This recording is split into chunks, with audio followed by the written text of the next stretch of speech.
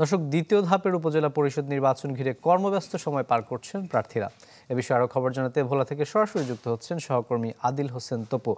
তপু, প্রার্থীদের প্রচারণা কেমন দেখছেন? এখন পর্যন্ত নির্বাচন ঘিরে কোনো ধরনের অনাকাঙ্ক্ষিত ঘটনার খবর পাওয়া গেছে কিনা সে বিষয়টি জানাবেন।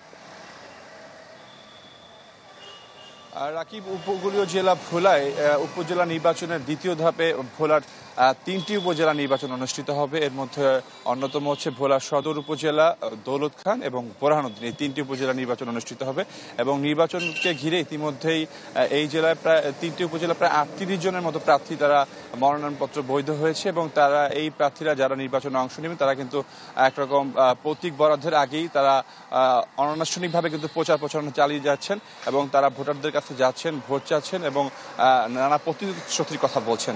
আমি যদি ভোলা সদর উপজেলার কথা বলি, এই সদর উপজেলায় চেয়ারম্যান পদে প্রার্থী হয়েছেন 3 জন এবং দৌলত খান উপজেলা চেয়ারম্যান পদে প্রার্থী হয়েছেন 5 জন এবং অন্যদিকে বোরহানুদ্দিন উপজেলা চেয়ারম্যান প্রার্থী হয়েছেন 4 জন। তো এই যারা প্রার্থী হয়েছেন যেমন তারা কিন্তু বর্তমান চেয়ারম্যান প্রার্থী যারা আছেন তারা তাদের উন্নয়নের ধারা অব্যাহত রাখার কথা বলছেন। অন্যদিকে যারা নতুন করে প্রার্থী হয়েছেন তারা নানা ধরনের প্রতিশ্রুতির কথা বলছেন।